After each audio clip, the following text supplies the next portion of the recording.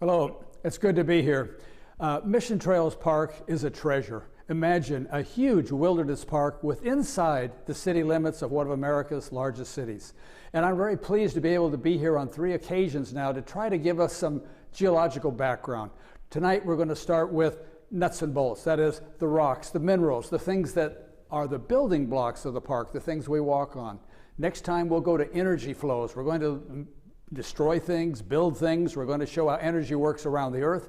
And after we've done these 2 preparatory lectures, then we're going to go back and look at the history of the park. That's the geological history of the park. 126 million years.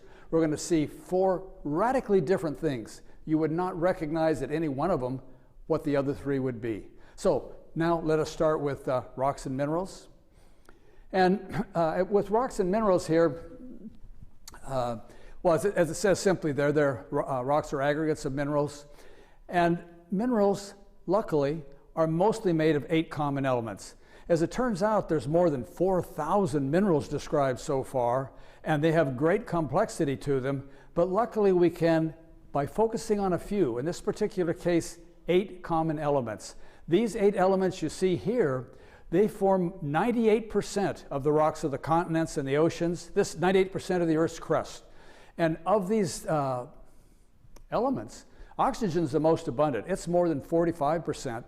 Silicon, more than 27%. So there's more than 72% of the continents then are made up of just those 2 elements.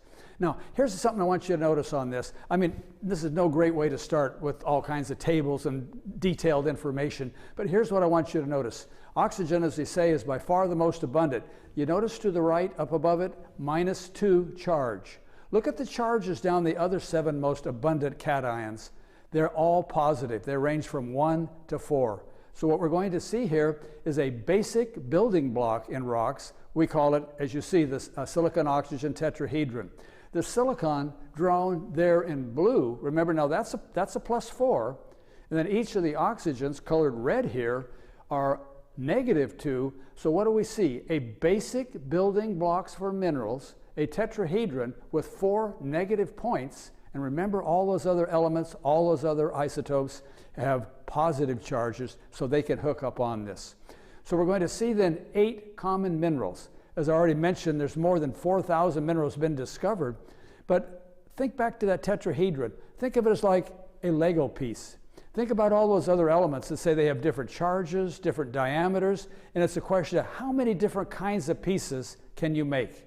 Well, luckily, when a magma solidifies or crystals grow in that magma, there's 8 minerals that really dominate it. And what we want to do now is kind of go through and look at each of those 8 minerals.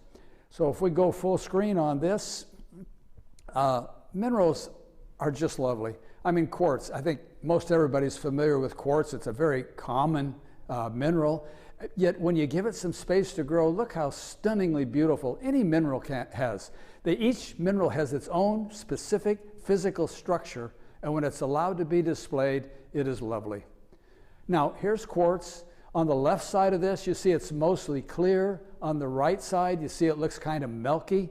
Well, as it turns out, quartz is one of the last crystallizing minerals, and it tends to end up with bubbles of air, water, or other liquids in it, and that's what gives the milky look to it. Now, with modern science, we're actually able to go into some of those bubbles, into some of those liquids, and pull out information of what the world was like at the time that quartz crystallized. Now, feldspar, here again, a very common rock-forming mineral. Given the opportunity, beautiful displays. What I want to focus on here now are 2 main types. Here's one type over here that's potassium-rich. What I want you to see right now as you're looking at this rectangle, I want you to see the top side and the long side, and you notice how relatively smooth they are. Those are called cleavages. There are actually weakness planes within the orthoclase crystal structure that cause it to fracture along those planes. Now, I mention it because when you're in Mission Trails Park and you're looking carefully at some of those rocks through a magnifying glass or a loupe, you can look for and see cleavages, see these fracture surfaces. Now, the surface on the front end of that rectangle is simply a fracture. It's irregular, but cleavages are significant. Now, here's another dominant feldspar called plagioclase, as you see. Can you see this well enough? Here's this big cleavage face dominating the right half of the screen. Doesn't it look like somebody took a metal ruler and a metal stylus and just etched parallel lines there? Those are things we call striations, and interestingly enough, that's another reflection of the crystal structure inside. But again, on Fortuna Mountain, on Coles Mountain, you can pull out and rotate a rock in the sun till you get the light flashing off a cleavage face like that, and you can see the striations on some of those white plagioclase feldspars. Now, another very common rock is amphibole, and that is a cleavage face you're looking at in the bottom half of the specimen, but you notice this time it's not so clean and smooth. It fractures in a splintery, rough kind of a nature like that. But amphibole, very, very common mineral, basic rock-forming mineral worldwide, up and down the geologic column, very common in Mission Trails Park. And micas, two kinds of micas. Here's the one that's very, very rich in iron and magnesium and has that dark color. There, as we will see, there are several minerals that iron and magnesium are abundant in, and they always turn out to be dark colored.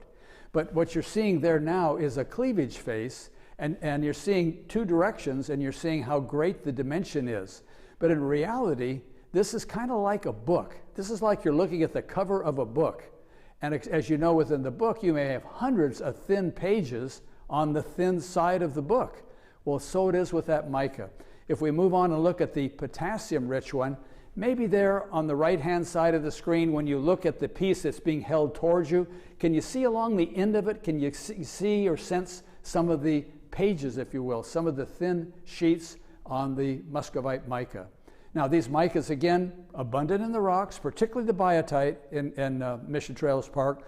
And again, we can get the flashes of light off those cleavage faces when you look carefully at them.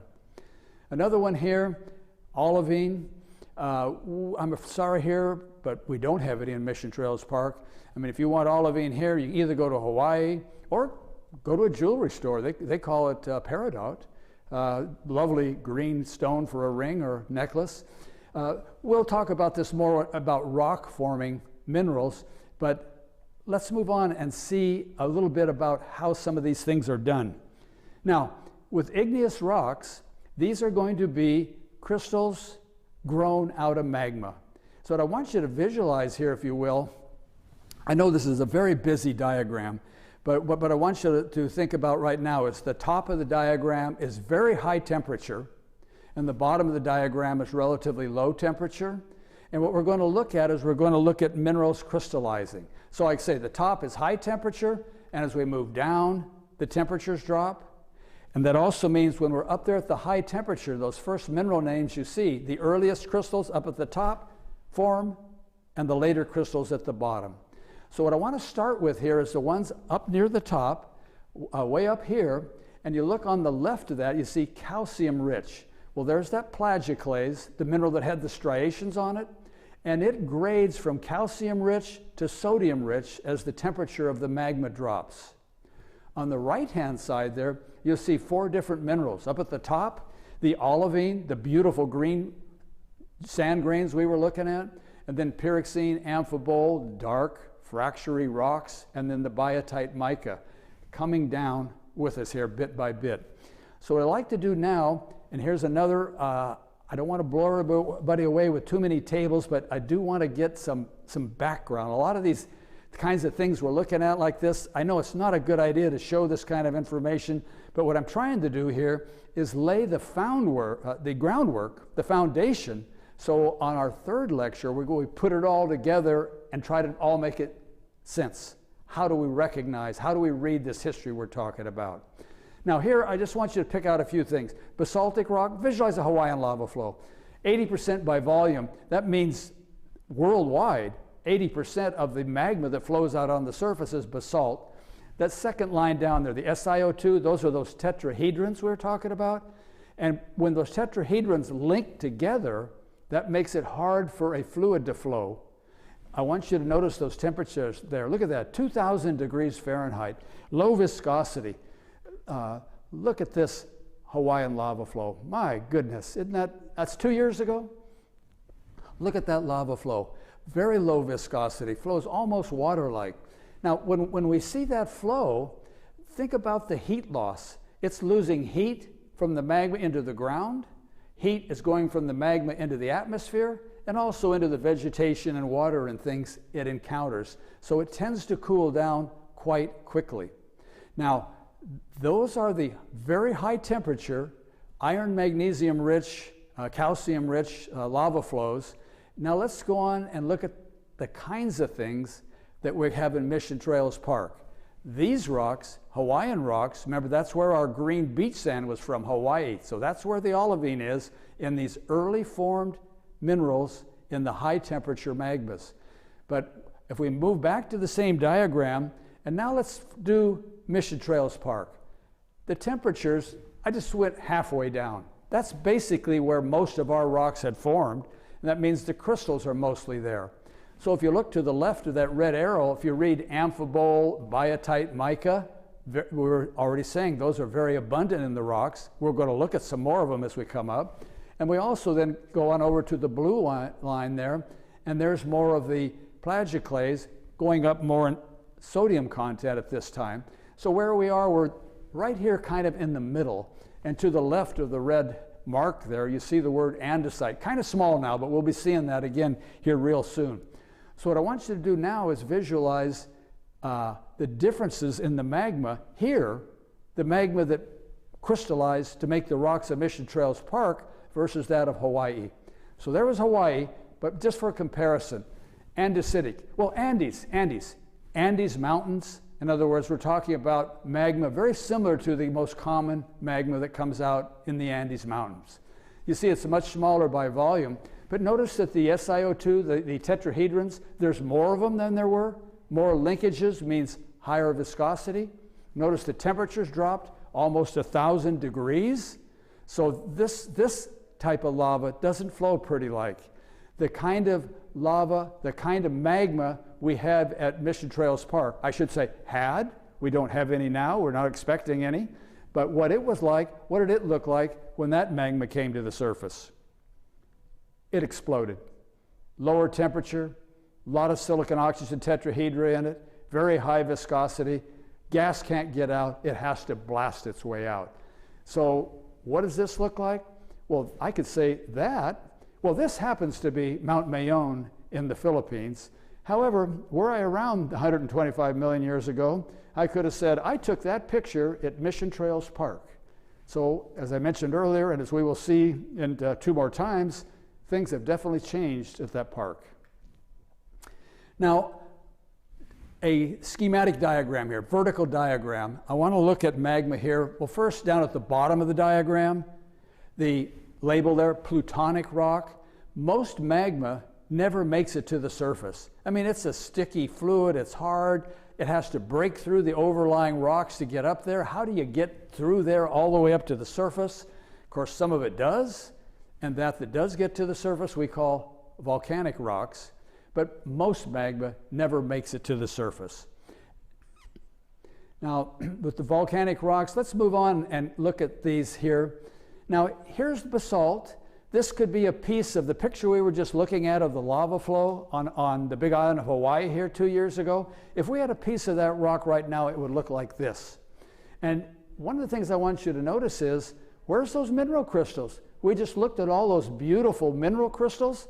I don't see them now. It's a rather drab gray. I see a few tiny little white crystals that barely began to grow.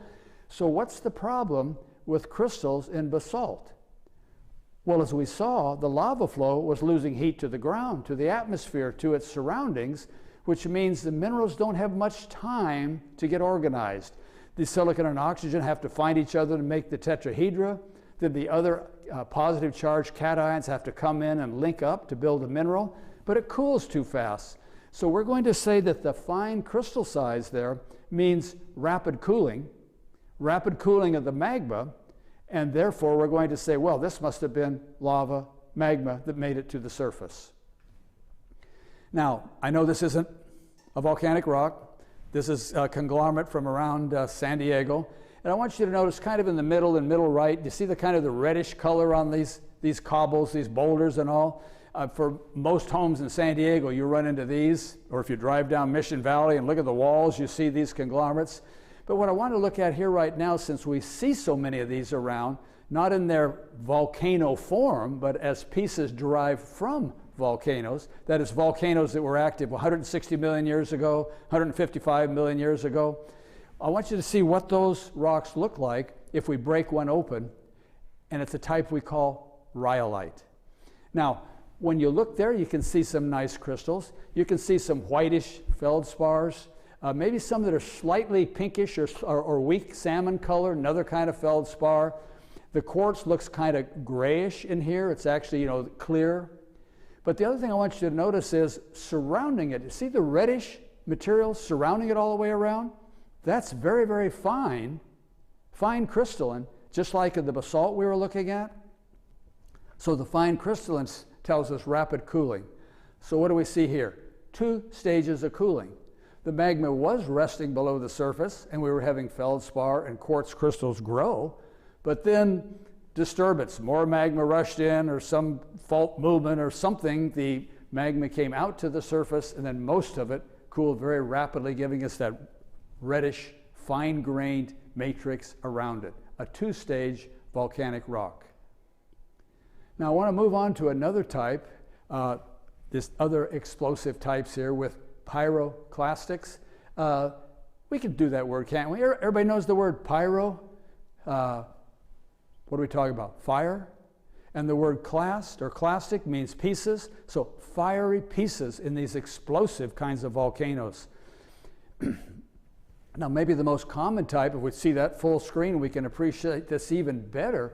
Notice the holes in that pumice. The holes are where gas bubbles were, and you can almost see kind of the layering. Now, as we just saw on that picture there of pyrocutine, that this material was blown in the air. How much time does it have to form crystals there? And the answer basically is none. In other words, if it cools so fast that you can't even grow minerals, then what is it? It's glass. This is volcanic glass. With all the gas bubble holes in that volcanic glass, that would float on water. Here we see pyroclasts in the Philippines after the Mount Pinatubo eruption in 1991.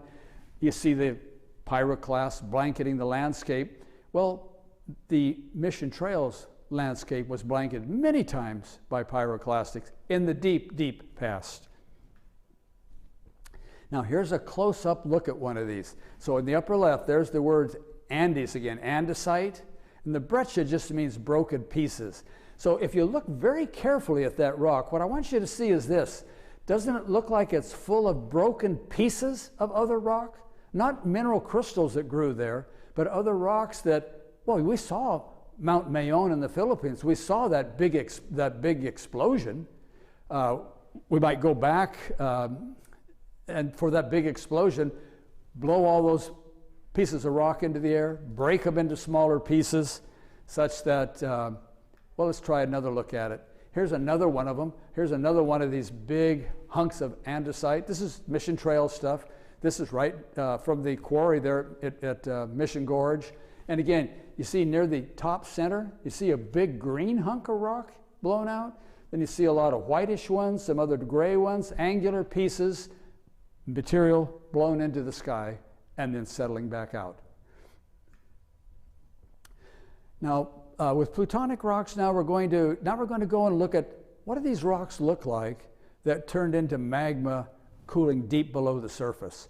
So I want to look at some of these and, well, get a feeling for how they look different from pyroclastic rocks and volcanic rocks. So in the first one, when you look at this, look at the crystal size now. There's a ruler down at the bottom. Those are inches marked out there. And if we just go over the minerals a little bit here, I'm kind of looking at the bottom near the left. I see a almost hexagonal looking black face that I would say, well, there's a biotite mica. I see a lot of pinkish, light salmonish colored potassium-rich feldspars. I see whitish plagioclase feldspars. And then I see the clear quartz in there. But when we look at the size of the crystals now, if we're playing on this harp of saying crystal size tells us something about cooling rates, then what's the cooling rate of something with large crystals like this? Well, for sure we know the cooling rate was slow because the minerals grew large. The interpretation we'll put on that is then, since they grew so large out of a magma that cooled so slowly, that this may have been, I'm just going to make up a number right now, but this may have cooled at 3 miles deep, 5 miles deep. In other words, plenty of time for crystals to grow large. Plutonic rocks, Pluto, the Roman god of the underworld. A closer up look of one here. Now this is a rock I broke apart with my sledgehammer. It's not, I don't mean to sound violent here, but that's what geologists do. We have to break apart rocks to look at fresh surfaces. And what do we see in here? You notice the salmon colored ones? You can see the fractures of cleavage faces in there. Not a whole cleavage face, because this is a rough breakage, but you can see flattish areas there, the cleavages that tell us that that is the potassium-rich feldspar. The quartz jumps out at you pretty nicely now, doesn't it? It looks kind of a grayish clear, like a gray-colored window glass or something or other. And then there's the black again. There's the biotites, there's the hornblends. And I'm going over these a lot because I'd like you to take that magnifying glass or loop out on the trails at Mission Trails Park and take a close-up look at some of these rocks. Now here's one of them. Walking along Junipero Cerro Trail, along the San Diego River there in Mission Trails Park. This was a big boulder along the road that I stopped and took a picture of. And if we look at the bottom part there, you can see the plutonic rock itself, all that mixture of white crystals and black crystals. And do you notice pattern in that? Do you notice how the black and the white is all randomly distributed? There's no lineation or organization to it. Let's go back in time. Let's go a mile deep below the ground and say there's magma, and mineral crystals are growing out of it, kind of like plums in a pudding or something or other. In other words, they're all growing in their own individual spot within 3D space until they finally grow together as a whole.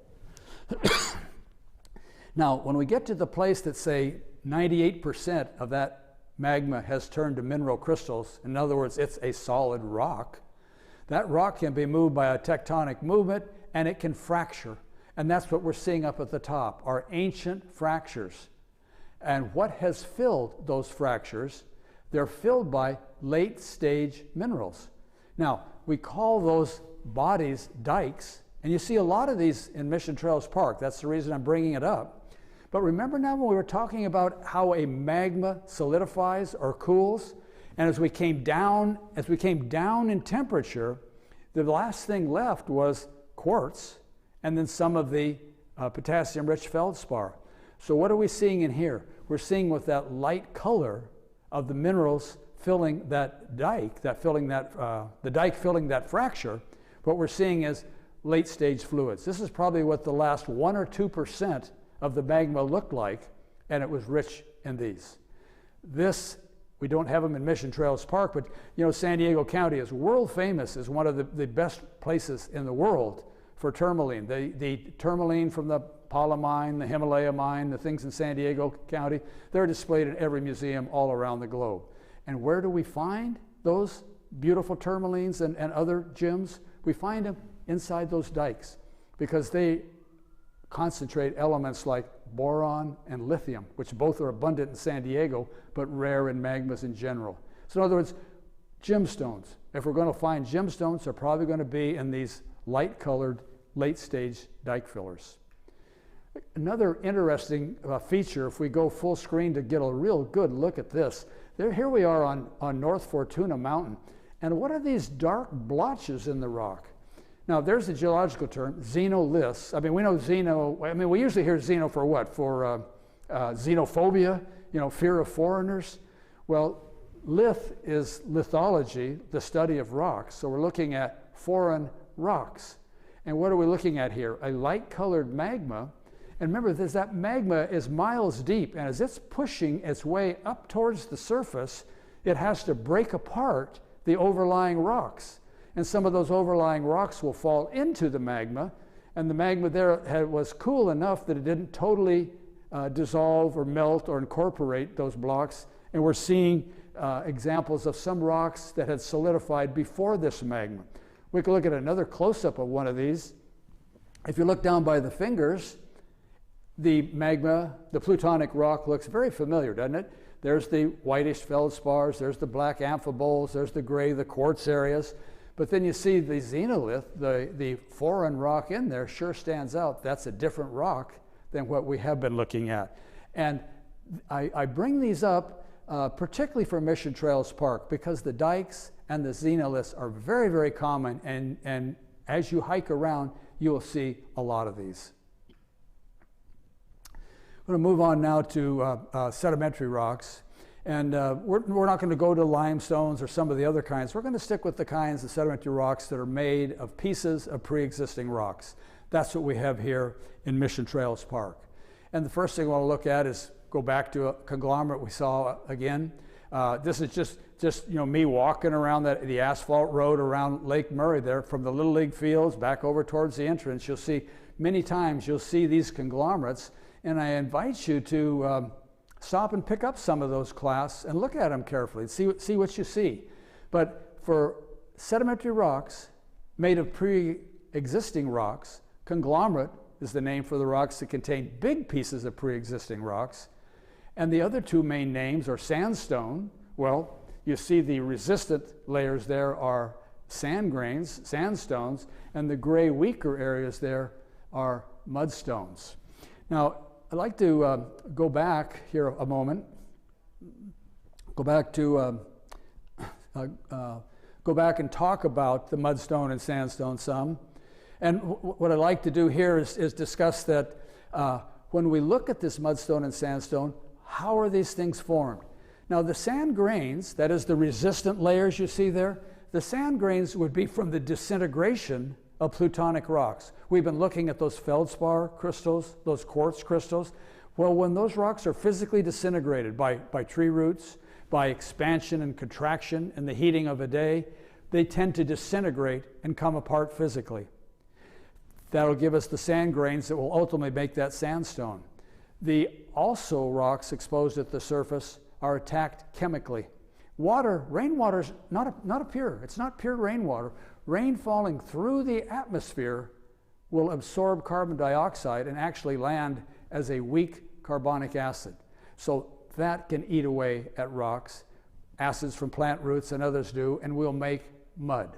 So sandstone, disintegration products, mudstone, chemical decomposition products. But I'd like to discuss some other principles about sedimentary rocks here if I can. Now when you look at these things, well actually the oldest rules we have in geology go back to 1669. And a man named Steno, one of his laws, law of original horizontality, he said that sandstone, mudstone, sedimentary rock layers tend to be formed or deposited in horizontal layers.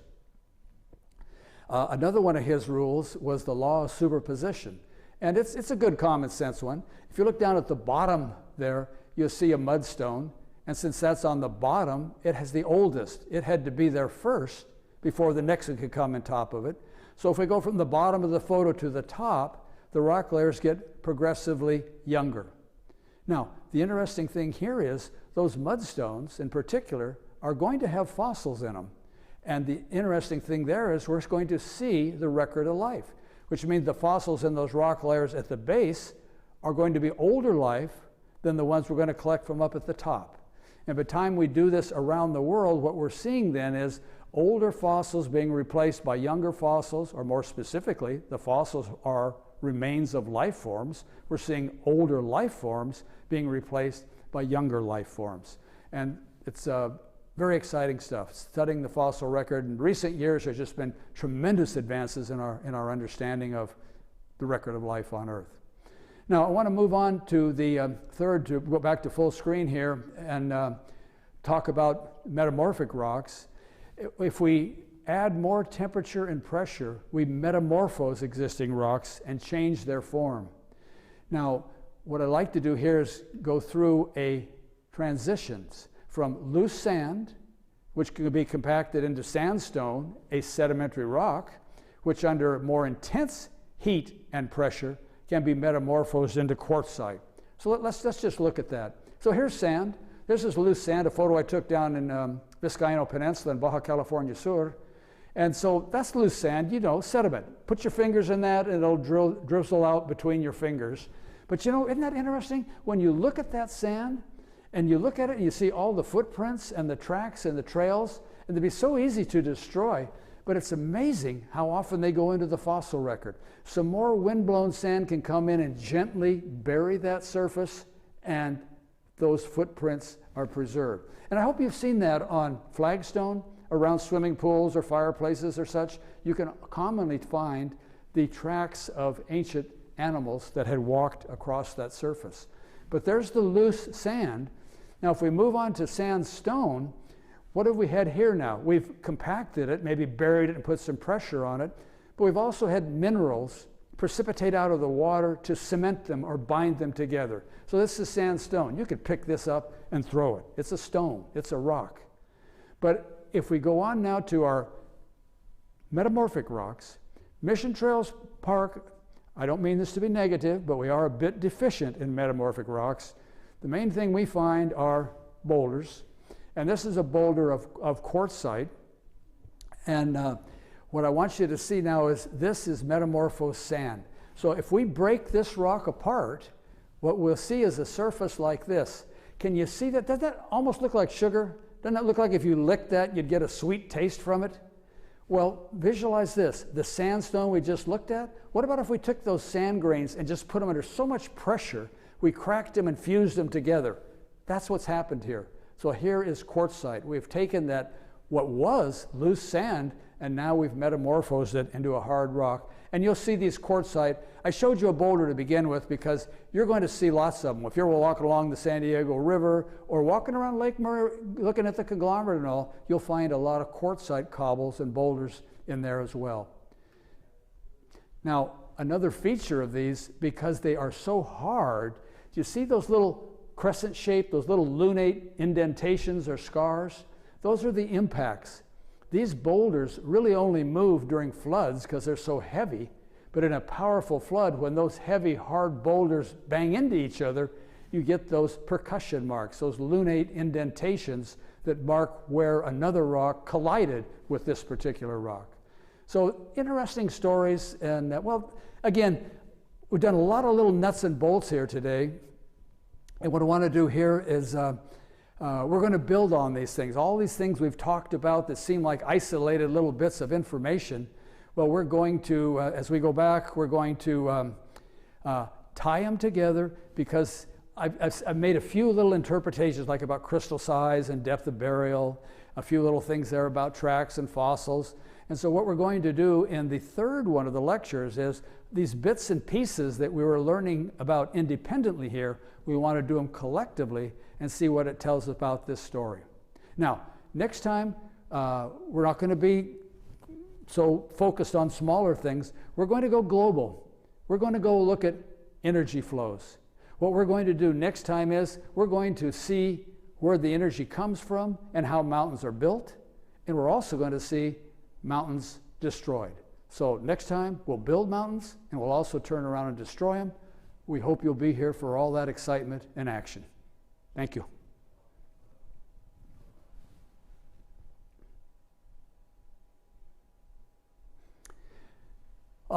Yes, Sophia. The main way we really do these things when you're out hiking is if you get one of those loops. So we usually get them like with 10 power, and then it's a matter of looking to get a larger view to see these things. So the sedimentary rocks are mainly the conglomerate sandstones, mudstones. So those are relatively easy to recognize. The trick comes on doing volcanic versus plutonic, and we looked at crystal size as an indicator there. And then to really see a lot of those plutonics, a lot of those mineral crystals weren't that big, and that's why I like that magnification. You'll find every geologist out in the field will help. They'll pull out the magnifying glass that they use to be able to get a closer view of the rocks. Not only get to learn more science, but a lot of those magnified views are very aesthetic as well.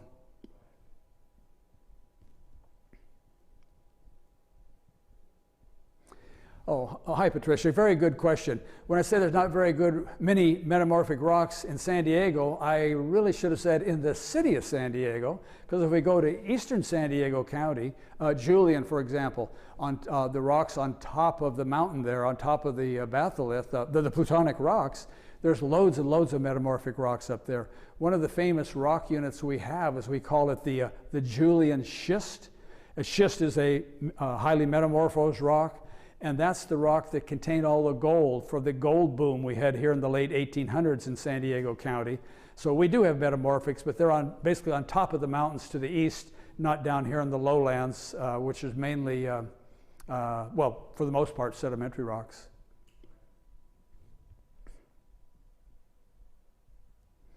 Hi, JR.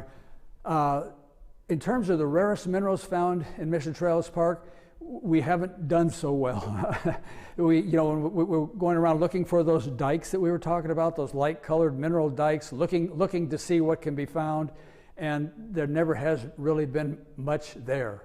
For San Diego County is loaded with fantastic mineral sites, but it's up at Pala, it's in Ramona, it's overlooking Lake Henshaw, so we have it in places, but not widespread. And for Mission Trails, most of these exotic minerals occur in these plutonic rocks, but we don't really have that many. I mean, we have those we have our magnificent set of mountains, Coles Mountain, Fortuna Mountain and such, but we don't have the larger mass where we were lucky enough to get mineral-bearing pegmatites, dikes.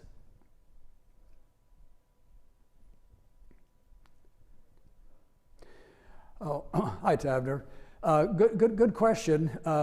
San Diego area, or for that matter, this whole region of Southern California, Baja California, we've been at low latitudes for tens of millions of years, such that the only glaciation we get at our low latitude would be up on high mountain tops. And for California, we don't have much hardly left at all. On Mount Shasta, maybe some, but you got to go to Mount Rainier and all before you start getting them. But basically, the topography you see around San Diego, I think I can make a blanket statement. You will not find any glacial topography in San Diego County.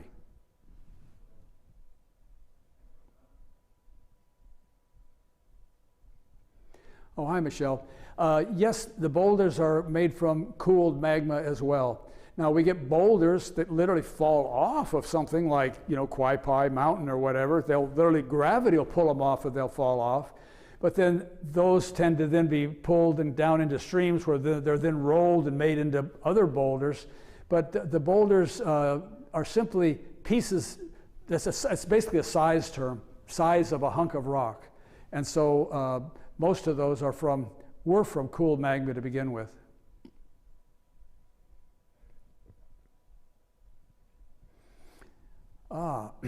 Well, Richard, very, very good questions.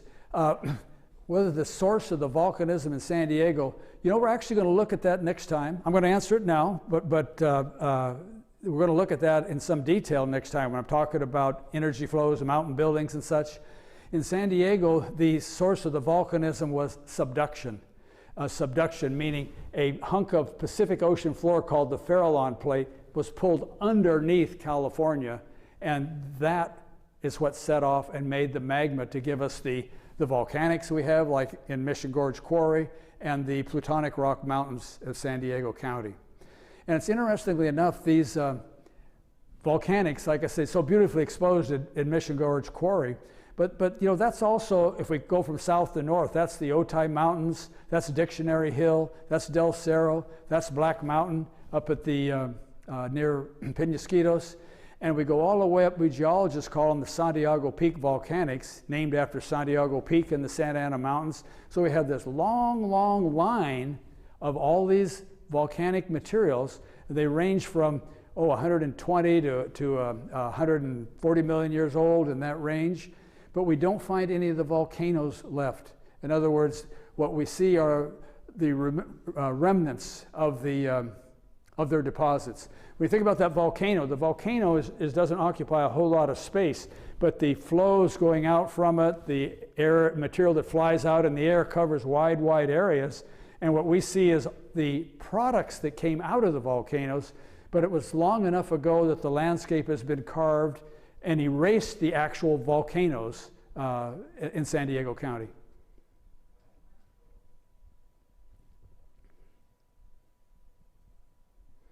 Oh, hi, Gabrielle. You know, I like that question. You know, I asked myself that one many years ago, and it turned out to be an incredibly difficult problem. And it's just this. When we were just looking at the metamorphism, when we went from sand to sandstone and then quartzite, we'll go back to the sandstone. Well, the sand grains can have come from many different sites, and sand grains can be recycled. You can erode old sandstones and mix it in with new sand from some new granites. And as it turns out that the quartzites, the grains in them, come from so many different sources that I tried chemically to go after some of that stuff, and boy, it's just the amount of labor it would have taken was, it was overwhelming. Now, that's from the research aspect. Let me discuss it more generally. The quartzites are such tough rocks that we have quartzites out here in the Mojave Desert. We have some quartzites in our backcountry mountains. We have a lot of them over in Arizona and such places. And a lot of those have come from Arizona, Sonora, Mexico, areas like that have been eroded and carried over here.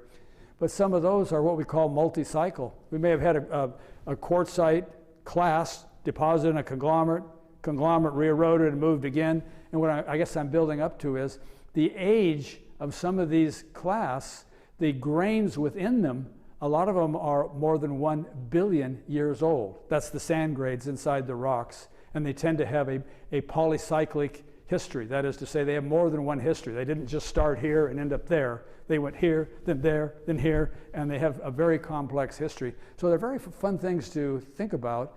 Well, as technology advances, maybe we'll have a way to more time efficiently go after that question.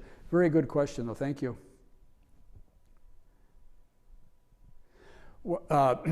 How old is the oldest rock boulder in Mission Trails Park? 126 million years. And when I say the oldest, that's the oldest measured to date. And we measured that in the Mission Gorge Quarry. Technically, not Mission Trails Park, but I mean, we were literally feet away, because to do age dating of rock, you can't have rock that's decomposed or weathered in any way. You need it to be as fresh as possible. And the freshest rock is in the quarry where they blast it apart. And the folks there in the quarry have been unfailingly kind to us. Anytime we ask for something, a favor, they do it. They actually will drive us to a site on their own time and allow us to collect rocks. And so the oldest age we've gotten so far is 126 million years old. Did we have dinosaurs? Certainly we're in that size range. It's going to be hard to find any in the park boundary, so even the it has to be in sedimentary rocks, and they're mainly concentrated over on the west end of the park, coming in like off of Claremont Mesa Boulevard and those areas there. But those rocks are mainly post-dinosaur. They're things 45 million years old, 42 million years old, so I don't think we're going to be finding any dinosaurs in Mission Trails Park unless we excavate it down deep, deep, deep.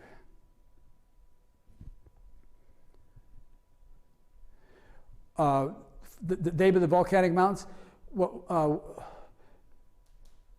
I guess the name, if you're going to say what would be the name of the mountain range from the past that no longer is a mountain range, is now eroded, they'd probably call it the Alicitos, after the Alicitos down Putuchino way here in Baja California.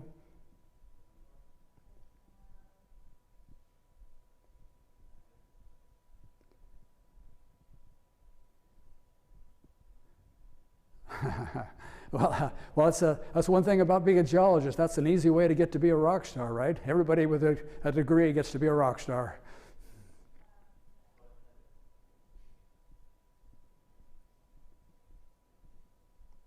Oh, Bonnie, that's a very good question. Yes, the answer to that is yes. And you know, okay, I've just been talking about mission trails. I've been so focused on that. The things here from 120 million years ago, 130 million years ago, but you are right. When you go into Jacumba Valley, and I used to run field geology classes out there, teaching students, the basics of mapping rock bodies and all. And yes, there are volcanoes there, but we're into much younger volcanoes now. We're into things that are like 13 million years old, 15 million years old. We're in that time range, what we call Miocene time. But yes, as you first start going Interstate 8, going down into the valley, on your right-hand side, there's one that on the map they call Round Mountain, and that is basically a volcano. We've climbed to the top of that and measured that and looked at that. And there's another little one, again on the southern side of Interstate 8, that would be a volcanic vent.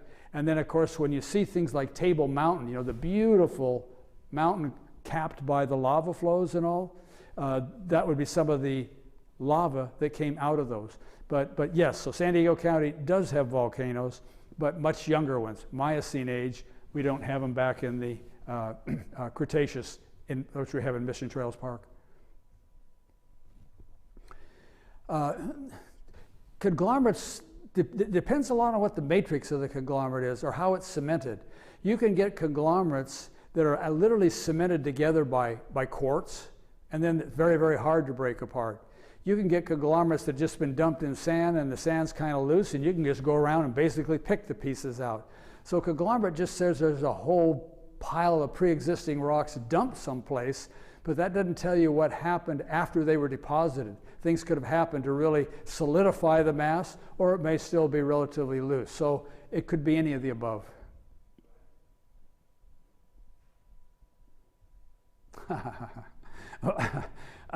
Well, thank you, Ellen. Well, I always like doing little plugs here. I spent a number of years on the board of the Mission Trails Park Foundation in the past, and one of the things as a geologist you come to recognize, there was lots of bits and pieces about knowledge of the park, so I took it on myself to go ahead and treat it like going back to do another master's thesis or something or other. And so I basically did a fairly thorough path through the whole park to do its geologic history. And that's what we're going to be talking about. Second lecture from now, when I go through the 4 phases, that's when I recognize those 4 phases. So I wrote it up, I gave that book to the foundation, and I said, it was all set to be printed. I said, you pay the printing costs, it's your book. So all profits from the book, every dollar you spend on that book goes to the foundation. And so, please, go to the gift shop, or maybe they're mailing them now these days, and read it in far more detail than I can get across in a talk. The hills formed in Mission Gorge, it's a fascinating story. We're going to get into this again. I'm not trying to put things off, but as it turns out, Mission Trails Park has, what I say has 4 histories, I literally mean 4 histories. So if you say a hill, there's things that were a hill the first phase, or ones in the second phase, third phase, fourth phase. In other words, what has been hills, some have come and gone, some have been buried and then exhumed. Buried, and then the rock that buried it taken off, and an ancient hill from the past has reappeared on the surface or been exposed again. So it's a very complex history and very, very fascinating. And again, we'll try to get, well, that'll be one of the main points I want to get into on the third talk. Like I said, today we're trying to do bits and pieces today. Today, the physical materials, the rocks and minerals. Next time, the energy processes that shape the lands. And then, with those materials in mind, then we'll try to understand the geologic history of the park.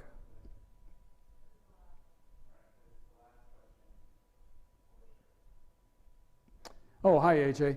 I'm not a rock climber, so I didn't know it was more slippery. Now, of course, maybe the answer to that, I never thought about that, very frankly, but maybe the answer is just that rock face has been exposed for so long that it's had more time for, and it's being so steep, that it's had more time to simply be polished by rain beating against it. Now, if the hillside was like this, water sitting on it could decompose and make things rough. But when it's a vertical face, the water could just bounce off of it. I'm just guessing it's sort of bounced off of it and polished it, it couldn't stick around to dissolve it, and that may be why it's more slippery, is the fact that it's been steeped for so long and been effectively polished by rains. Never thought of it before, but that's the interpretation that comes into my mind. Oh, well, thank you. I'm looking forward to the next talk too. It's one of the funds, that's one of the reasons I became a professor, you know. Golly, people paying me to talk. I love to talk. And I look forward to next time when we build mountains and destroy mountains. And I love the questions. And I look forward to seeing you all again in 2 weeks. Thank you.